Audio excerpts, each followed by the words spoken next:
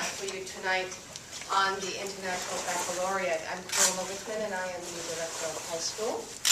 I'm Connor Garrigan. I'm an English teacher in the high school, and I'm also the coordinator of the IB Diploma program.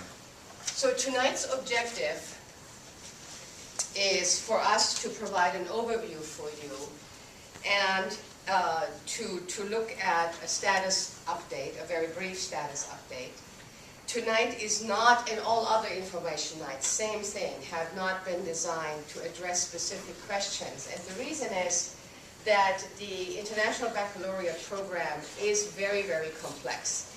And within its framework, are as many possibilities and options for students as we can possibly think of. And therefore, we have learned that from experience that to entertain student-specific questions in this kind of a forum has led to more confusion than actually clarity.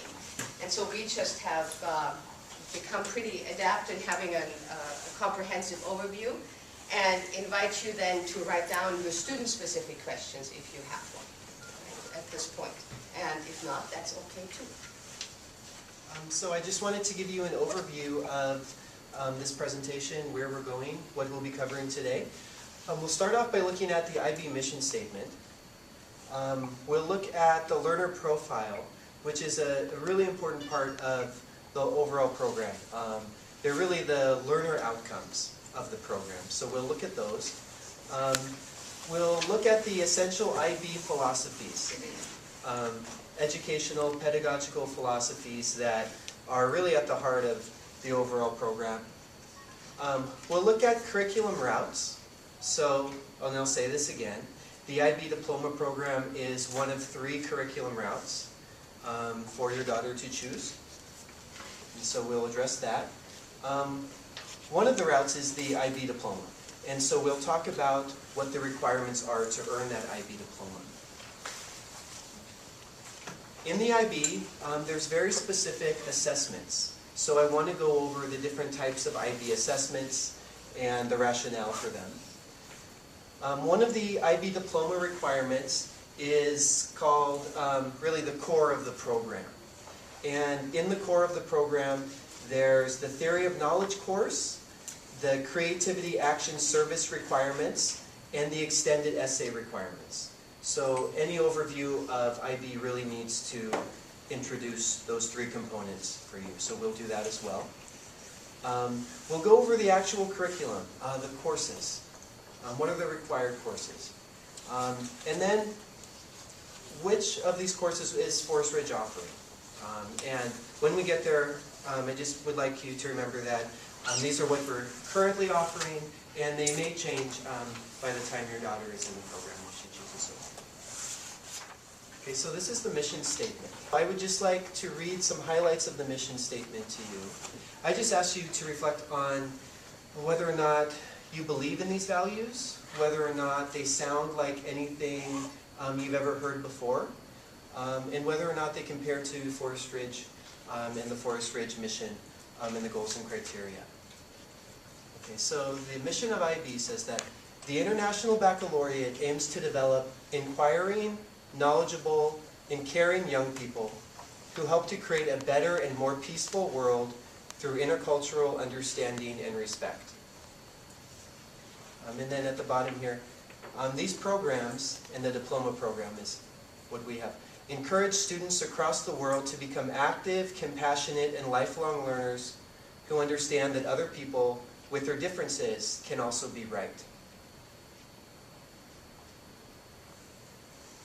So when we first started looking at the IB and started investigating it, this is one of the first things that struck us as really a nice parallel to the mission of Sacred Heart Schools, the goals and criteria, our values, and myself as a teacher, really what's important to me. I want my students to be active, compassionate, lifelong learners. This idea of international mindedness, of understanding that people with different perspectives can also, be right, and understanding how to navigate that and appreciate that.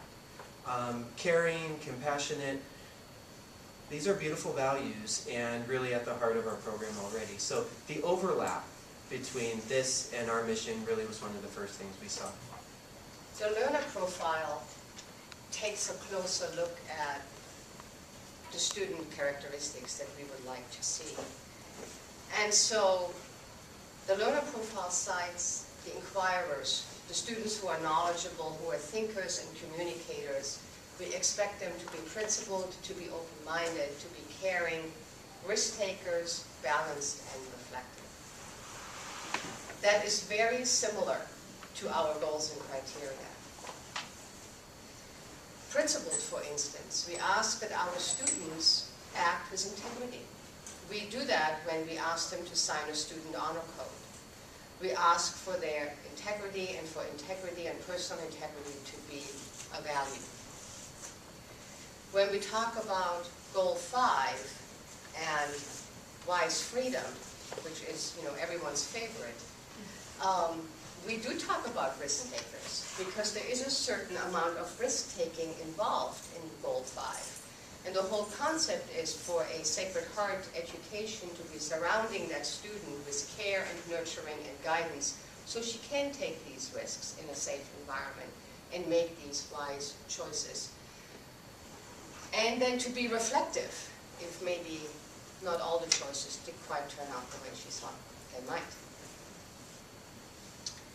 When we look at thinkers and we talk about our intellectual values and how we value the intellect and the intellectual development, we do talk about exercising initiative.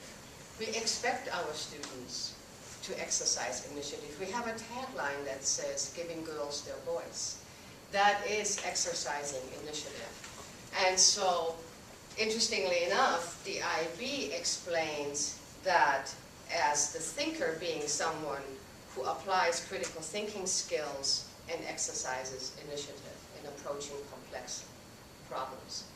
So in looking at that, some years ago, our former head was very wise when she first entertained the thought of the International Baccalaureate in thinking that Forest Ridge brought more to the IB than the other way around. And it is because of that very interesting parallel between the IB's learner profile, which is really the common values that the program rests on, and the goals and criteria of a Sacred Heart education. One of the questions I most frequently am getting right now is, what is better, IB or AP? And my answer is, you can't compare apples and oranges. You really cannot. So I understand the need to ask the question, and therefore it is important for me to give as clear an answer as possible to that. I have taught AP, and I've experienced IB. And so I can tell you from first-hand experience that teaching AP is a very worthwhile endeavor. It works extremely well in mathematics, for instance. In the humanities, and our history teacher, Mr. Shoemaker, will be the first one to agree with me on that.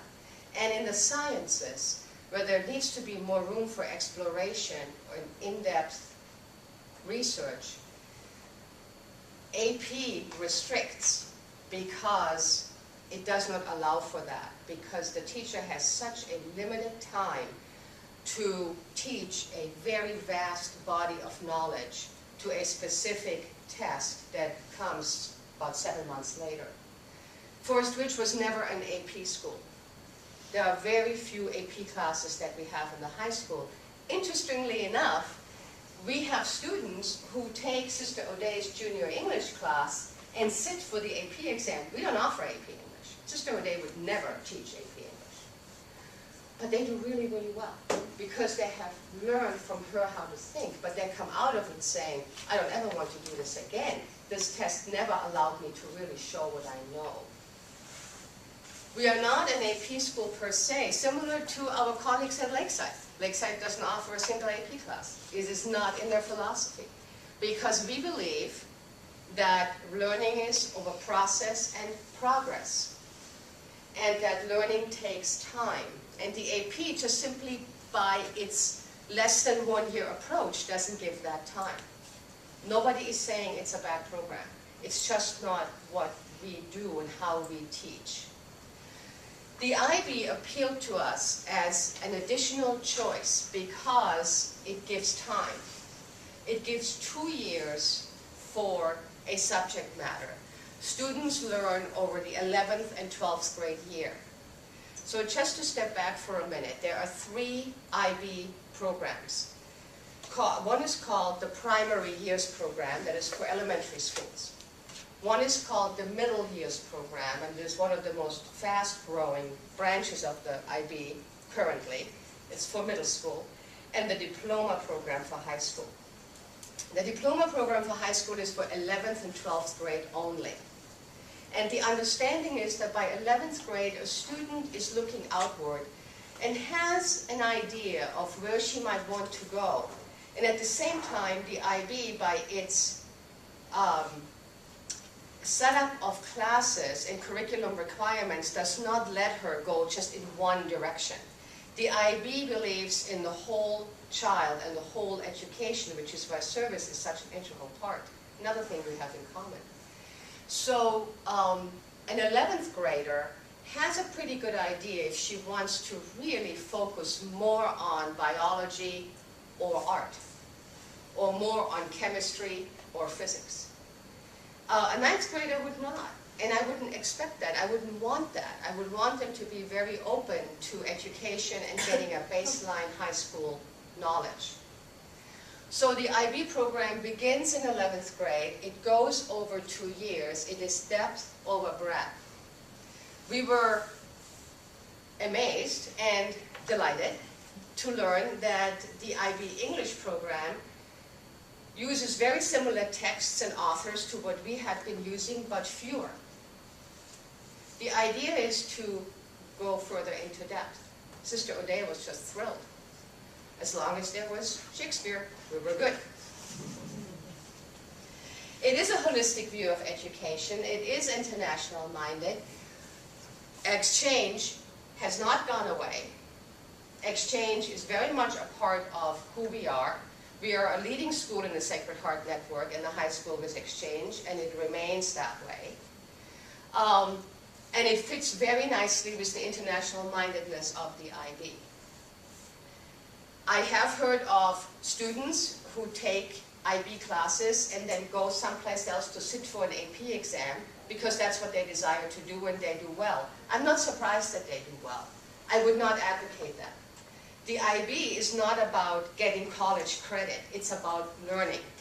It so happens that a diploma candidate who takes the diploma exam and does well will most likely find that the university or college will then say, okay, you get X number of credits or we move you in such and such classes. That's up to the individual school and colleges. But that's not what the IB's intent is. It happens to be a very positive outcome, but it's not the intent. And this is another way where it differs from AP. Okay? And I also need to tell you that as the years have gone by, fewer and fewer universities and colleges are as generous as they used to be with giving students credit for their AP classes. Just because that's how things evolve. So what held true 5, 6 years ago has changed. So we have 3 curriculum routes. And you notice that they're not in a step form because they're all created equal. We have currently, in our first IB class, the class of 2013, we have a large group that wanted to go toward the IB diploma. But we also have a sizable group for the other 2 routes.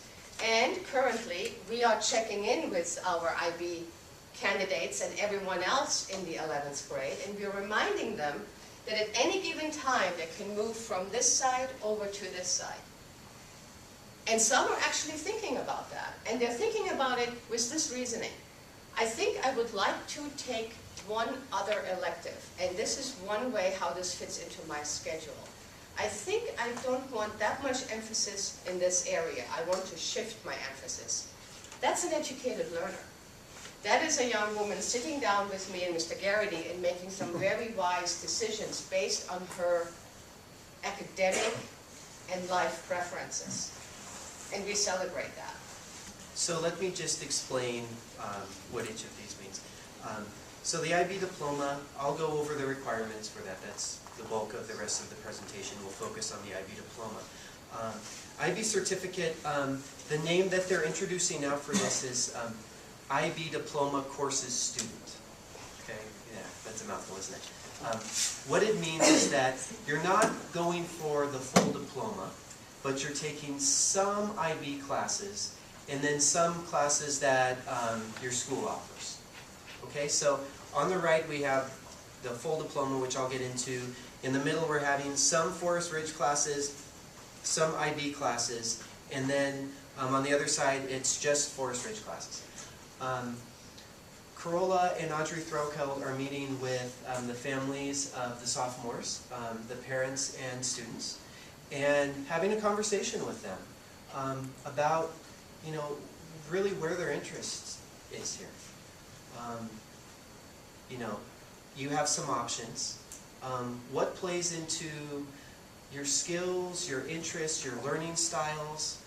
Because it's really about choosing the correct route for that individual learner.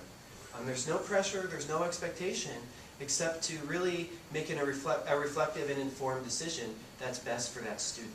And we've started these meetings now. They don't have to decide until we register for next year in February. But we're doing it now to get an idea and to answer questions for the current sophomore class. Now, what I find most refreshing is that when we have these meetings, when we have several every day, usually before school starts, I'm getting very different answers from every student. And that's wonderful. I'm getting answers such as, you know, yesterday one student, and I always try to guess, you know, what might she say? And I'm wrong just about every time, and that's great. And yesterday one student totally caught me by surprise. I said, you know, I don't like it when it's all muddied. I'm going to go one way or the other. I don't like the middle. Fine. And she had some wonderful reasoning behind that. And it'll be really fascinating to watch her in that discernment process, and we'll sit down again and we'll have more conversations. Connor teaches every section of 10th grade, and he has a Q&A period during his lab time where the girls can ask questions on an ongoing basis. And so it's just a very great way of taking ownership in a decision-making process. And it's been a very refreshing and a great honor to listen to these students and what they have to say. So now we'll go into that one curriculum option called the IB Diploma. And so for students going for the full diploma have to meet these requirements. The courses are arranged, there's two levels of courses, standard level and higher level. It's really a question and a matter of depth. Higher level courses meet more regularly. There's a required amount of hours that's more than the standard level. So they cover the same topics as standard level, but they add additional topics, and then they just go into more depth with those as well. So biology is an example of that. John Finoli has students taking tests in the biology class, and there's standard level and higher level students in the same room. When the higher level students turn in the test, they get another test with a few other questions to answer as well. So more topics and more depth. So that's the distinction between higher level and standard level. For the diploma, a student must have 3 higher level courses and 3 standard level courses. So they need that arrangement. Which courses can they choose from? What are the options? We'll get to that towards the end when we show you the courses we're offering now. A student must complete all of the IB assessments. So the IB requires that in each course there's some standardized IB assessments. It could be an oral presentation, it could be a paper, it could be a project, and in each class there are several of these. Well, you can't miss any of those. You know, you need to do all the required work that the IB requires in each of the courses. One of those is the final examinations. Final examinations are written examinations in May of senior year. Yeah, and you must sit for those to be on track to earn the diploma. Okay. While the girls are here at Forest Ridge, they'll be getting Forest Ridge grades on the Forest Ridge grading scale in our grade book for the IB courses that they're in. Okay. So there's a separate grade, though, that they'll get after they graduate from the IB. And so, you know, when they're applying to colleges, the colleges won't see their official IB score because they get that in July after they graduate. What the colleges will see is how they're doing in their IB courses, in the Forest Ridge grade that they're getting in the IB courses. And that's the same for AP. They get the AP score after they graduate. So they graduate with the Forest Ridge Diploma. They're curious to see their IB score that they receive. They'll get that in July after they graduate from Forest Ridge. And there's a total of 45 points that they can get. Okay, that's it, if you did absolute perfectly in everything, which really, I think it's happened maybe once ever. There's 45 points. The IB says to earn the diploma, you need 24 points.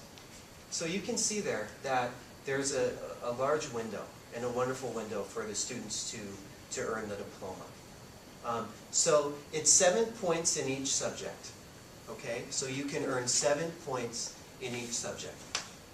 So you really need, you know, if you had 4s all around, you would earn the diploma. Let me say a little bit about college and university applications and IB diploma candidates. As Connor said, schools that have a large array of AP classes and where seniors take AP exams also in May.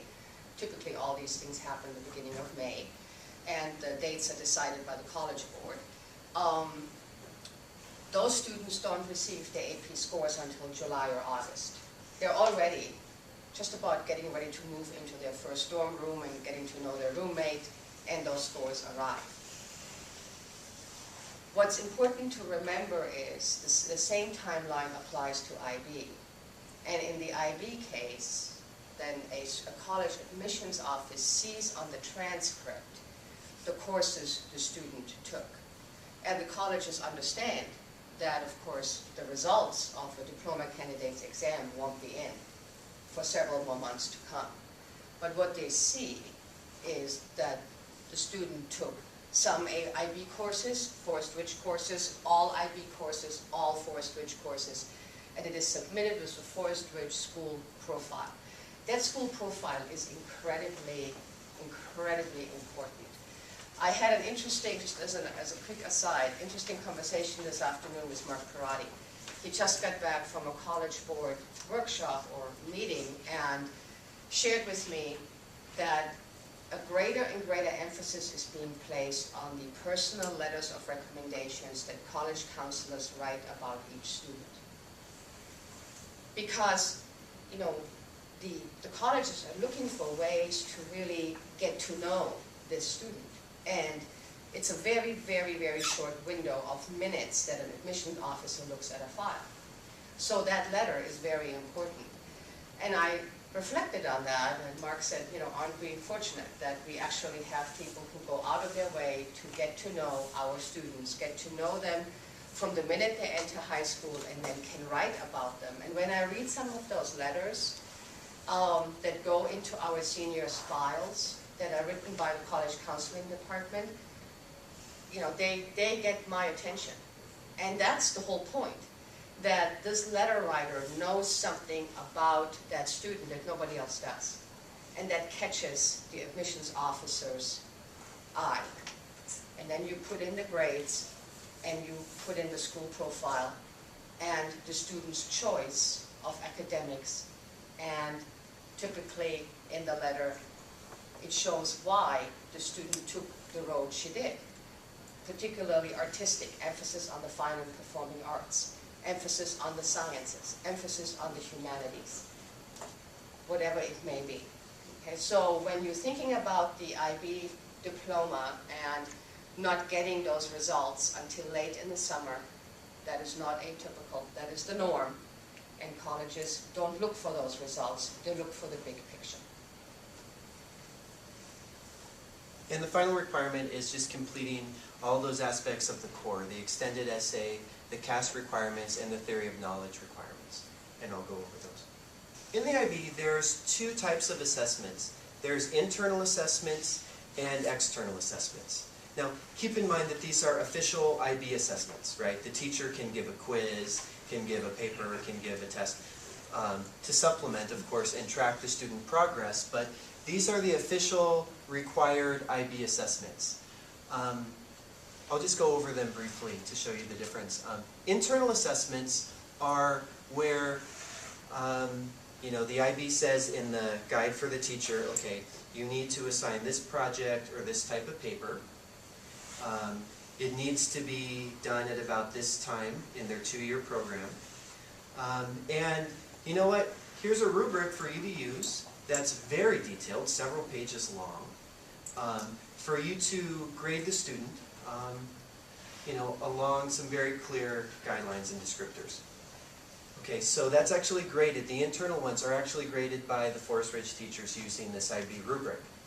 I enter those scores in a database that the IB gets, and then the IB can reserve the right to moderate those grades. So they can say, okay, student A and student Z, please send me their work, and the students and the teacher's comments, and I just want to check to make sure that the teacher is applying the rubric properly. So it's very professional. There's oversight. And it's really in the student's best interest, I think, that they have this sort of check-in process for the internal assessments. So these internal assessments happen in all of the IB courses over the 2 years. And you can see the list of the different types of internal assessments there. Now, external assessments are not graded by the Forest Ridge teacher. They're just sent straight off to some examiner in some part of the world that the IB tells me, send it here. They're a professional in their field, they've been trained, and so they grade the work. Let's say it's a paper, for example, and then they submit that grade to the IB for that student. The exams at the end of the year, or at the end of the senior year, those are external assessments as well. TOK is learning how we think and why we think what we think. So it is a course about thinking, and it's a course about critical decision making. For example, who owns knowledge? Where does it come from? How do we access it? This morning I spoke to a sophomore who was very interested in sciences, and the example Audrey Threlkeld used with her was, what about the conflicting reports on vitamins? 2 weeks ago, there was a local research study funded partly by Fred Hutchinson that said, the whole vitamin piece, it's really not having that much of an impact on your health, a positive impact on your health. Over there is somebody who disagrees. And Audrey's point to the student was, who owns that knowledge? How do you access it? How do you make an informed decision? TOK is about critical thinking. It's about developing critical thinking skills across the curriculum. And TOK questions, much broader and harder questions than my vitamin example, are embedded throughout the IB curriculum. So TOK is a standalone course that takes place over 2 semesters, second semester junior year, first semester senior year. And it deals with big questions. It takes a look at the learner profile and really takes a look at the global institution of learning and the global mindedness, international mindedness of the IB. Our TOK teacher, well, one of them, we have a whole group of them trained, will be Ms. Trebold, whose philosophy background will come very, very handy for the TOK because it goes into that direction. It's talking to our sister school in Miami. It is by far their students' favorite because it is the kind of course that is very open discussion where anything goes and can be brought up as long as the student learns how to substantiate it. You can't just walk in and throw something out without having done some research, being able to talk about it in great detail, knowing where to find the information, make sure it is valid information, and so it goes. And it also addresses questions in all of the different subjects. So it really catches all those, and those questions go into the other classrooms, but also they come into the TOK class. Really a neat part of the program. CAS is another very unique and wonderful part of the IB, and also something that really builds on things that we already do here at the school. So CAS is, it stands for Creativity, Action, and Service. And so a student who wants to earn the IB diploma is required to meet 8 learner outcomes that fall under creativity, action, and service. So this is a program that they meet these requirements outside of school, but during school they have a coordinator of the overall program, who is Miss Lang, and then they additionally have their own advisor as well. And they meet with their advisor, they meet with Miss Lang, they meet with myself, and they talk about their projects. They talk about the plans that they have to meet these learner outcomes. They get our approval, they get our blessing, they get some questions to deepen their thinking, and then they go out and they do these activities. And then the reflective piece comes in because they think about what they're doing and who they're becoming through their service work, through their creativity, through the sports or activities that they're doing. And we have an online system that's set up specifically designed for CAS, where the students show evidence of what they've done, they reflect on it, and it's really cool because they get feedback right from their CAS advisor. It's kind of like a block. They can come in and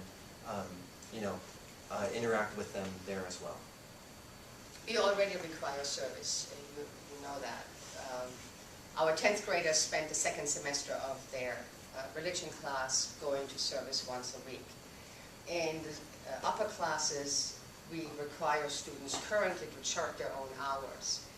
CAS looks at it a little differently. We like it better, actually, than our own model of collecting service hours, because CAS is about service outcome. The objective is to instill in young people the importance of service for a lifetime, and to give credit for something they're already doing and are passionate about. We have so many of our girls who play instruments, or are in sports, or are in drama, or dance, or do community service through their home, their churches, their local communities. And they can use all of that for CAS and build on that for the CAS requirement. The IB also requires that students write an extended essay. The extended essay is no more than 4,000 words. Similar to how CAS is structured, there's an overall coordinator who is Sister O'Day. And the students will also, similar to CAS, have an individual writing coach or writing advisor as well. So students aren't writing this in isolation. They will start writing it, the juniors will, this year. Late winter, early spring. Before they leave for their summer, they will actually give a draft to their advisor. The advisor will spend some time looking at it over the summer, then on the first day of school, senior year, they'll give it back to the students, and so the students will have some feedback at the beginning of the year. They'll know, it's nice because they can kind of plan their year and say, okay, I need some more work to do. This is how I'll structure this, and their advisor can help them with that.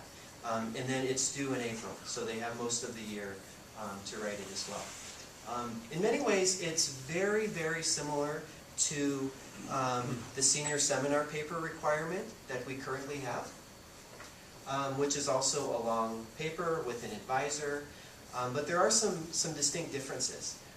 One difference would be that for the senior seminar paper, you can write on an issue or topic or question that emerges from one of your senior seminar classes, and those are humanities classes, so English, history, or religion.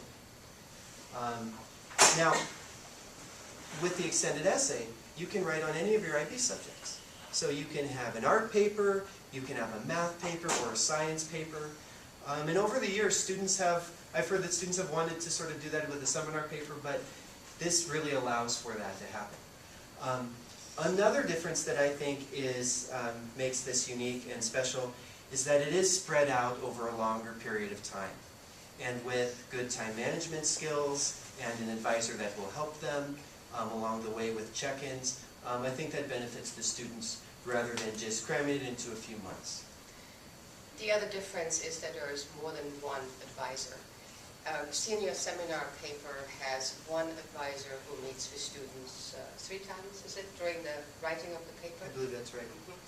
And with the extended essay, the student has, as Connor said, Sister O'Day, to oversee the paper in terms of format, grammar, all of that. But then there is also a subject advisor. So let's assume that somebody is writing about science and sports. There is a junior right now who is thinking of having 2 subject advisors, one of them being Mr. Finoli for biology, for the sciences, and then her coach for the sports part. And that makes it a very different experience for the student. There is a lot less isolation, there's a lot less anxiety around it because these experts go in. Neither one of the experts has to worry about whether this paper is going to be grammatically correct because there's Sister O'Day for that. So it's much more of a team approach. And we have actually another student who's told me yesterday that she's thinking of writing her paper in Spanish. She can do that. That is perfectly permissible.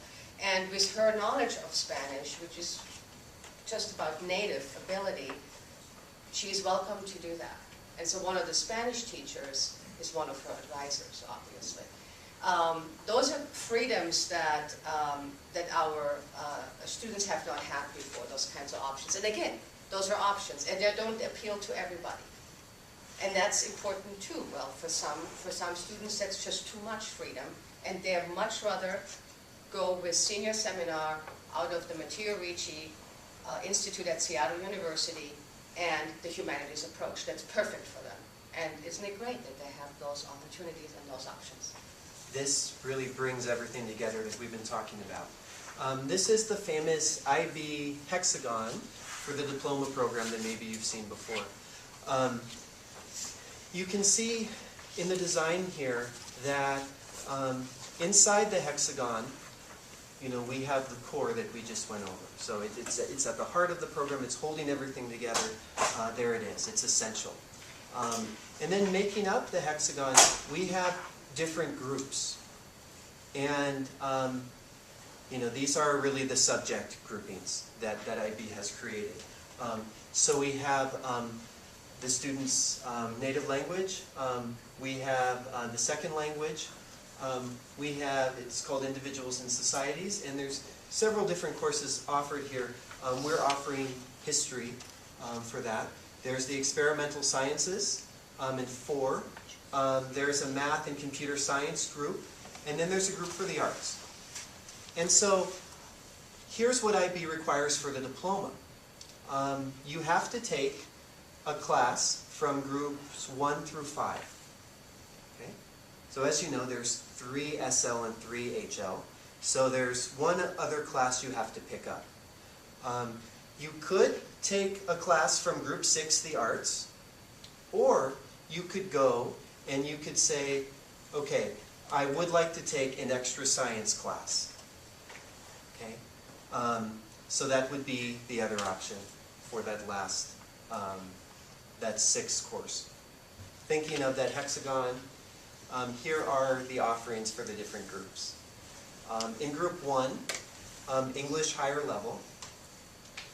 In examining the curriculum for English as a member of the department with Sister O'Day and Ms. Pettit, we felt very strongly that our 11th and 12th grade curriculum really is on par with the skills that are assessed in this course. Furthermore, the 11th and 12th grade history, religion, and English curriculum give students in senior seminar the option to purchase college credit from Seattle University through Matteo Ricci.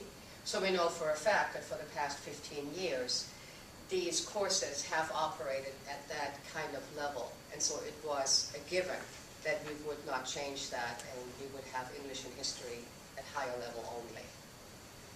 Because it's not new and we've had every student succeed. The types of assignments, the text, there was such an overlap that we thought, you know, anyone who's interested in the IB, they can do the higher level course, they'll be prepared. So there's one higher level that's taken care of. For group 2, for the languages, there's French standard level, Spanish standard level, and Japanese standard level. And Mandarin to be added. For group 3, similar to English, you know, we have an outstanding history program here and history teachers, and we looked at, you know, the types of assignments and, you know, the level of work that students do 11th and 12th grade in history, and we thought, you know, students can do this work as well. We don't want to offer a standard level. Students can do the higher level. For group 4, and again, students could pick up their 6th course by doing 2 sciences. There's biology standard level and higher level. There's physics standard level and chemistry standard level as well. We chose biology for higher level because we have done a lot of intensive networking over the past 3 years with schools who have the IB and who have warned us to not stray away from biology higher level. Biology is the course that post-high school education is really looking for, and chemistry and physics are such at higher level that it is at an extremely high level and requires a standard level for a couple of years, and then at the college level going into that higher level chemistry and physics, but not at the high school level. For group 5, for math, we have 3 math courses. Math studies standard level, math standard level, and mathematics higher level. The math department worked very hard to make sure and really fight for the ability for any math student to enter the program and to have that option to earn the diploma. So we have these 3 separate math classes for, you know, 3 different types of math students. And then for group 6, that's the visual arts. We're offering visual arts standard level and higher level. And all you have to do is ask Mr. Mannion any questions about this, and you know, he is just so creative in terms of the projects and ideas that he's just brimming with in terms of having the students apply these concepts and design in very interesting, unique ways. Art is a 60-40 split. It can be 60% studio art, and the student can select the medium, but needs to learn about all media present. And it can be 40% art history and how art has influenced culture, or the other way around. So for the student who likes to do photography, learn about the other art mediums, but concentrates on photography, but really wants to learn about the art history, art in culture, how art has influenced culture and society over decades and centuries, it's an ideal class. And it is not an art class per se, where somebody needs to be this extraordinary painter to be in that class. Again, that's not the intent. And now, as students are in it and they are learning about it and they are absorbing it, they have come up with their overall 2-year project. And it's the, what do they call it? It's disaster housing, the house in a box. They have figured out, and they are in the process of figuring out, what it takes to have a house in a box that is, in a sense, portable. And they are working with some of our community members, some of our parents who write software for those kinds of programs for agencies such as FEMA, that when disaster strikes, what does a family need to survive? What's the square footage? What's the plumbing? What's the zoning? What's the cultural history? How much is actually needed? And so it goes into all kinds of subject areas. Suddenly, math has become very important. Geometry becomes very important here. Science, environmental science, becomes very important here. What can I do in certain areas of the world? And so Mr. Mannion, he stumbled on this by accident. He shared it with his class, and the whole class decided that's going to be our project over 2 years. When we work, while we work on our individual pieces, our class IB project will be the house in a box. We want to prove to the world how much you need, how much is enough, so there's a nice social justice component here, and how portable can it possibly be. And he's put the word out to some parents, and he's gotten a lot of positive feedback and help in terms of the design software that he needs and various other things that as his students progress, and they're only 8 weeks into it. But that's the kind of freedom and thinking, and that's very much a TOK question too. How much does a person actually need? And what is need? As one student said to me yesterday, one of the juniors in a different context said to me, well, I don't know, what is a need? I thought I knew, but I'm not so sure anymore. It's an interesting question. And it came up through the house in a box. And that's just the overall project, so let alone the student's individual art portfolio.